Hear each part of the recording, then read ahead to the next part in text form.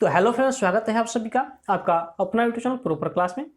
और जैसा कि आप जानते हैं, हमने यह सीरीज शुरू किया है बिहार बोर्ड परीक्षा को टारगेट करते हुए। बिहार बोर्ड ने 50 नंबर का वस्तुनिष्ठ प्रश्न जो पूछना शुरू किया था वह 2018 से पूछ रहा है। और हमने भी इस सीरीज में 2018 से लेकर के 2022 तक जितने प्रश्न पूछे गए हैं उन सबको हम बताने वाले हैं।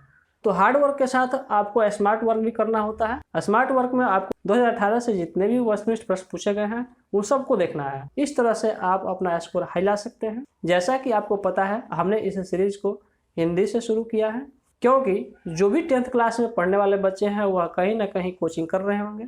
और 80% कोचिंग ऐसे होते हैं जो साइंस विषय को ज़्यादा प्रेफर करते हैं और उसी पर ज़्यादा टिके रहते हैं, और आर्ट विषय पर वह ध्यान नहीं देते हैं, जिससे कि आर्ट विषय में उनका नंबर कम आता है। इसलिए हमने आर्ट विषय से ही शुरू किया है। हमने इससे पहले वाले वीडियो में 2018 के प्रथम पाली और द्वितीय पाली में जो हिंदी के प्रश्न पूछे गए हैं उनको हमने बताया है। अगर आप उस वीडियो को नहीं देखे हैं तो उस वीडियो का लिंक मैं डिस्क्रिप्शन बॉक्स में दे दूंगा, वहां से जाकर के आप देख सकते हैं। तो आज के इस वीडियो में 2019 में जो प्रथम पाली में प्रश्न पूछे गए हैं उनको लेकर के आए हैं। तो आइए शुरू करते हैं बारी बारी से सभी प्रश्नों को। यहाँ पर पहला प्रश्न कह रहा है कि सब पुराने अच्छे नहीं होते और सब नए खराब नहीं होते। यह उक्ति है, यानी यह उक्ति किसकी है? तो आपका यहाँ पर ऑप्शन नंबर डी सही होगा, कालिदास ने। कालिदास ने कहा है कि सब पुराने अच्छे नहीं होते और सब नए खराब नहीं होते हैं। देखते हैं दूसरा नंबर क्वेश्चन। दूसरा नंबर क्वेश्चन कह रहा है कि लक्ष्मी खाली स्थान कहानी की केंद्रीय पात्र है। तो यहाँ पर आपका ऑप्शन नंबर ए सही होगा, ढहते विश्वास। तो ढहते विश्वास जो कहानी है इसमें लक्ष्मी जो है वह केंद्रीय पात्र है। अब देखते हैं तीसरा नंबर क्वेश्चन। कहा गया है कि गुणवाचक विशेषण है। तो गुणवाचक विशेषण में आपको बताना है कि कौन सा इसमें गुणवाचक है। तो यहाँ पर देखिए क्या है, अच्छा है, अच्छा, खराब, ये सब क्या है, मीठा, तीता, ये सब क्या है, गुणवाचक संज्ञा है। देखते हैं चौथे नंबर क्वेश्चन को। चौथे नंबर क्वेश्चन में कहा है कि स्वर संधि का उदाहरण नहीं है। तो स्वर संधि का उदाहरण आपका हो जाएगा कि वाक्पति नहीं है। क्या है? वाक्पति नहीं है। ये एकाएक जो है यह स्वर संधि है, महेंद्र भी स्वर संधि है और गिरीश भी स्वर संधि है। पांचवा नंबर क्वेश्चन कह रहा है कि सदियों की ठंडी बुझी राख सुबुगा उठी, मिट्टी सोने का ताज पहन इठलाती है। यह पंक्ति है, यानी आपको बताना है कि यह पंक्ति किन के द्वारा लिखा गया है। तो यह है आपका दिनकर जी के द्वारा लिखा गया है। अब देखते हैं छठवां नंबर क्वेश्चन। छठवें नंबर क्वेश्चन में कहा गया है कि पंडित बिरजू महाराज का जन्म खाली स्थान ईस्वी में हुआ। यह प्रश्न देखिए 2 बार पूछा जा चुका है, 2018 में भी पूछा गया है और 2019 में भी पूछा गया है। सही आंसर होगा आपका डी नंबर ऑप्शन 1938 में। तो उनका जन्म कब हुआ था? तो 4 फरवरी 1938 में हुआ था। अब देखते हैं 7वां नंबर क्वेश्चन। कहा है कि अशुद्ध शब्द है। तो अशुद्ध शब्द इसमें से कौन है? तो अशुद्ध शब्द आपका हो जाएगा श्रृंगार, ठीक ना। अब देखते हैं 8वें नंबर क्वेश्चन को। 8वें नंबर क्वेश्चन में कहा है कि मैक्स मुलर ने खाली स्थान वर्ष की अवस्था में लिप्जिंग विश्वविद्यालय में संस्कृत का अध्ययन प्रारंभ किया। यानी यहाँ पर पूछा गया है कि मैक्स मुलर कितने वर्ष के थे जब वे लिप्जिंग विश्वविद्यालय में संस्कृत का अध्ययन कर रहे थे। तो वे कितने वर्ष के थे? तो वे 18 वर्ष के थे। तो आपका ऑप्शन नंबर डी सही है। 9वें नंबर क्वेश्चन में कहा है कि फ्रांस का प्रमुख कला केंद्र रहा। तो आपको बताना है कि फ्रांस का प्रमुख कला केंद्र कौन रहा? तो ओविन्यो रहा। क्या रहा? ओविन्यो रहा। उसके बाद हम देखेंगे 10वें नंबर क्वेश्चन को। 10वें नंबर क्वेश्चन में कहा है कि जीत जीत में निखरत हूँ पाठ की विद्या है। यानी आपको बताना है कि जीत जीत में निखरत हूँ जो पाठ है वह किस तरह का वह विद्या है। तो यह साक्षात्कार है। क्या है? साक्षात्कार है। तो ऑप्शन नंबर आपका ए सही हुआ। उसके बाद देखते हैं 11 नंबर क्वेश्चन। 11 नंबर क्वेश्चन में कहा है कि दुर्दांत मानवीय विभीषिका का चित्रण करने वाले कविता है। तो वह कौन सा है? तो वह है आपका हिरोशिमा। क्या है? हिरोशिमा, यानी ऑप्शन नंबर आपका सी सही है। 12 नंबर क्वेश्चन में कहा है कि अधर्म में कौन सा उपसर्ग है। तो उपसर्ग का मतलब होता है कि जो शब्द से पहले आकर के लगता है। तो देखिए धर्म क्या है? धर्म हम लिखते हैं, धर्म के आगे हम क्या लिख दें? अ लिख दें, तो हो जाएगा आपका अधर्म। यानी यहाँ पर क्या हो गया? उपसर्ग यानी अ हो गया। यानी आपका ऑप्शन नंबर ए सही हुआ। देखते हैं 13 नंबर क्वेश्चन। 13 नंबर क्वेश्चन में कहा है कि लिखाई में कौन सा प्रत्यय है। तो प्रत्यय जो होता है वह शब्द के बाद में लगता है, यानी लिखाई को हम ऐसे लिख सकते हैं लिख, क्या लिख सकते हैं लिख, और इसमें हम क्या जोड़ दें आई जोड़ देंगे तो क्या हो जाएगा लिखाई हो जाएगा। तो लिखाई जोड़ेंगे तो देखिए आई कहाँ आया हुआ है, तो आपका ऑप्शन नंबर डी में आया हुआ है आई, इसलिए आपका ऑप्शन नंबर डी सही हुआ। 14 नंबर क्वेश्चन में कहा है कि अति सुधो स्नेह को मार्ग है, जही नेकु सयानप बांक नहीं, यह पंक्ति किस कविता की है। तो यह आपका है घनानंद कविता जो है उसका है, यानी ऑप्शन नंबर आपका क्या हो गया डी सही हुआ। 15 नंबर क्वेश्चन में कहा है कि नलिन बिलोचन शर्मा का जन्म खाली स्थान ईस्वी में हुआ, यानी आपको बताना है कि नलिन बिलोचन शर्मा का जन्म कब हुआ था। तो नलिन बिलोचन शर्मा जी का जन्म हुआ था 1916 ईस्वी में, इसलिए आपका ऑप्शन नंबर क्या है सी सही है। उसके बाद 16 नंबर क्वेश्चन में कहा है कि हिंदी के आदि कवि हैं, यानी आपको बताना है कि हिंदी के आदि कवि कौन है। तो हिंदी के आदि कवि हैं आपके चंद्रवरदाई, तो चंद्रवरदाई है, तो इसका मतलब आपका ऑप्शन नंबर ए सही हो गया।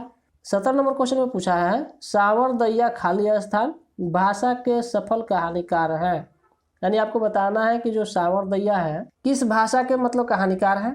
तो ये है आपके राजस्थानी, यानी आपका ऑप्शन नंबर क्या हो गया डी सही हुआ।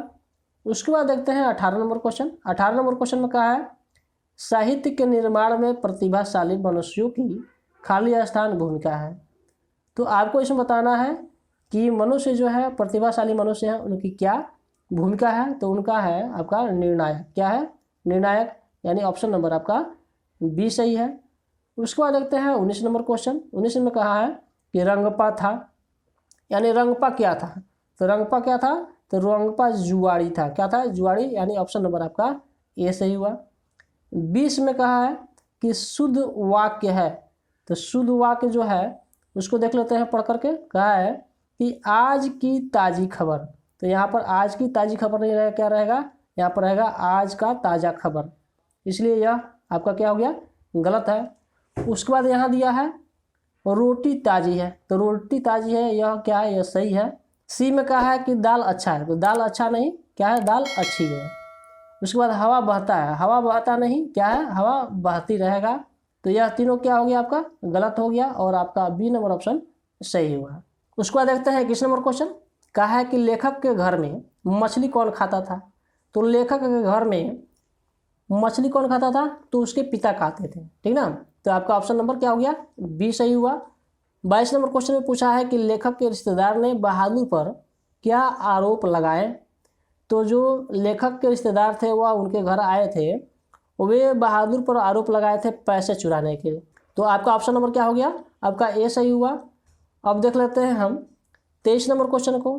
23 नंबर क्वेश्चन में पूछा है कि मेरे बिना तुम प्रभु पाठ के लेखक हैं, यानी आपको बताना है कि मेरे बिना तुम प्रभु जो पाठ है वह किसने लिखा है। तो यह पाठ जो है वह लिखा है रेनर मारिया रिल्के ने, यानी आपका ऑप्शन नंबर क्या हो गया डी सही हुआ। 24 नंबर क्वेश्चन को देखते हैं।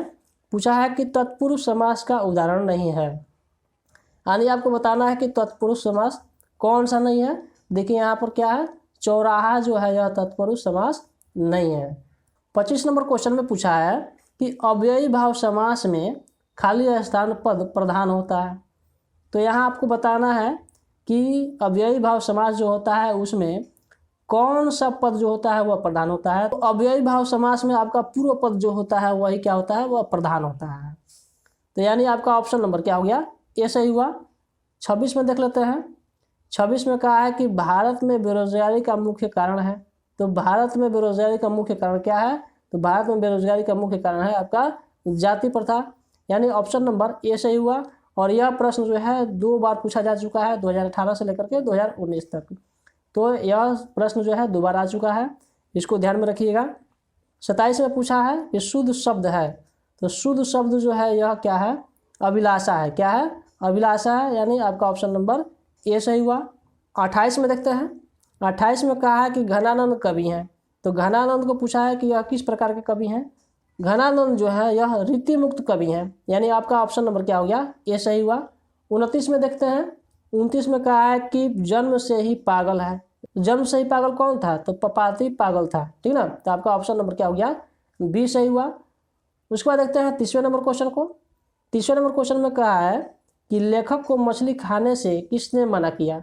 तो लेखक को मछली खाने से उसकी माँ ने मना की थी। किसने मना किया था? माँ ने मना की थी, ठीक ना। तो आपका ऑप्शन नंबर बी सही हुआ।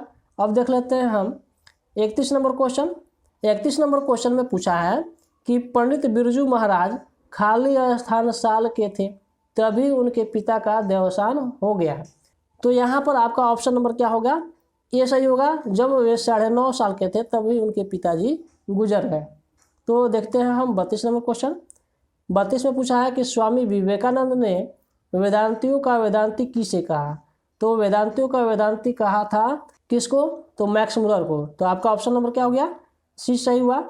33 नंबर क्वेश्चन में पूछा है कि दही वाली मंगमा पाठ के लेखक है, यानी आपको बताना है कि दही वाली मंगमा जो है इस पाठ के लेखक कौन है? तो इस पाठ के लेखक है श्रीनिवास, यानी आपका ऑप्शन नंबर ए सही हुआ। 34 नंबर क्वेश्चन में पूछा है कि स्वर संधि का उदाहरण है। इन चारों में से आपको बताना है कि स्वर संधि कौन सा है। तो स्वर संधि आपका वधुत्सव है। क्या है? वधुत्सव जो है। तो आपका ऑप्शन नंबर क्या हो गया? आपका सी सही हुआ।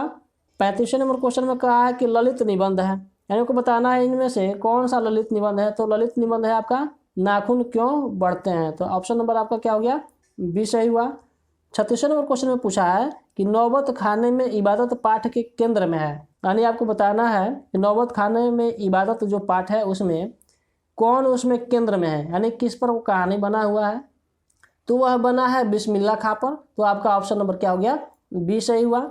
अब देखते हैं 37वें नंबर क्वेश्चन को। 37वें में कहा है कि सर्वनाम का भेद है। तो सर्वनाम का भेद है आपका कौन सा? तो है आपका संबंधवाचक। क्या है? संबंधवाचक। तो आपका ऑप्शन नंबर ए सही हुआ। 38वें नंबर क्वेश्चन में पूछा है कि 3 बेटे की माँ है। तो 3 बेटे की माँ कौन थी? सीता थी। तो आपका ऑप्शन नंबर क्या हो गया? आपका बी सही हुआ। अब देखते हैं 39वें नंबर क्वेश्चन को। 39वें नंबर क्वेश्चन में पूछा है कि निम्नलिखित में सर्वनाम है। तो सर्वनाम कौन सा है? तो वह है। वह, यह, तुम, हम और मैं, ये सब सर्वनाम है। तो आपका ऑप्शन नंबर क्या हुआ? ये सही हुआ।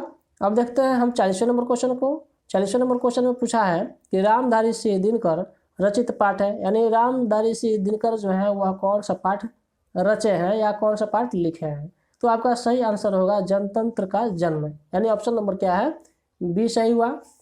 41वें नंबर क्वेश्चन को देखते हैं। पूछा है कि द्वंद्व समास है, यानी द्वंद्व समास आपको बताना है कि कौन सा है। तो द्वंद्व समास क्या हो गया आपका? दिन और रात हो गया, यानी दिन रात, यानी ऑप्शन नंबर आपका सी सही हुआ। 42वें नंबर क्वेश्चन को देखते हैं। कहा है कि द्रव्यवाचक संज्ञा का उदाहरण है। तो द्रव्यवाचक संज्ञा जो है वह क्या है इनमें से? तो इनमें से है आपका तेल द्रव्य है। तो यह आपका ऑप्शन नंबर बी सही हुआ। उसके बाद 43वें नंबर क्वेश्चन में पूछा है कि सरहपाद की कृति है, यानी आपको बताना है इनके द्वारा क्या रचा गया है। इनके द्वारा रचा गया है दोहा कोश, यानी आपका ऑप्शन नंबर ए सही हुआ। 44वें नंबर क्वेश्चन में पूछा है कि बाबा साहेब भीमराव अंबेडकर का जन्म किस राज्य में हुआ। तो बाबा साहेब भीमराव अंबेडकर का जन्म हुआ था आपका मध्य प्रदेश में। आपका ऑप्शन नंबर बी सही हुआ। देखते हैं हम 45वें नंबर क्वेश्चन को। कहा है कि कविता नहीं है, यानी इसमें से आपको बताना है कि कौन कविता नहीं है। तो नौबत खाने में इबादत जो है यह कविता नहीं है, यानी आपका ऑप्शन नंबर सी सही हुआ। 46वें नंबर क्वेश्चन में पूछा है कि रामधारी सिंह दिनकर का जन्म खाली स्थान जिले में हुआ था, यानी आपको बताना है कि रामधारी सिंह दिनकर जी का जन्म कहाँ पर हुआ था। तो इनका जन्म हुआ था बेगूसराय में, यानी ऑप्शन नंबर आपका सी सही हुआ। 48वें नंबर क्वेश्चन में पूछा है कि तार सप्तक का संपादन किया, यानी आपको बताना है कि तार सप्तक का संपादन किसने किया था। तो इसमें आपका सही आंसर होगा जयशंकर प्रसाद ने, यानी आपका ए नंबर ऑप्शन जो है सही होगा, जयशंकर प्रसाद ने। 49वें नंबर क्वेश्चन में पूछा है कि खोखा के दांत किसने तोड़े। तो खोखा के दांत तोड़ा था किसने? तो यह तोड़ा था मदन ने। 50वें नंबर क्वेश्चन में पूछा है कि जारशाही खाली स्थान में थी। तो जारशाही कहाँ पर थी? तो सोवियत रूस, ठीक ना। तो आपका ऑप्शन नंबर क्या हो गया? ये सही हुआ। इसी प्रश्न के साथ हमारा यह वीडियो समाप्त होता है। इसके बाद आने वाले वीडियो में हम 2019 में द्वितीय पाली में पूछे गए प्रश्नों को हम हल करेंगे। तो हमारे साथ बने रहने के लिए हमारे चैनल को सब्सक्राइब कर लीजिए और बेल के ऑल पर क्लिक कर लीजिए, ताकि जैसे ही हमारा वीडियो डले आपको उसका नोटिफिकेशन सबसे पहले मिल सके। अगर आपको हमारा यह वीडियो थोड़ा भी अच्छा लगा हो तो लाइक कीजिएगा और अपने दोस्तों के साथ शेयर कीजिएगा। मिलते हैं अगले वीडियो में, तब तक के लिए जय हिंद।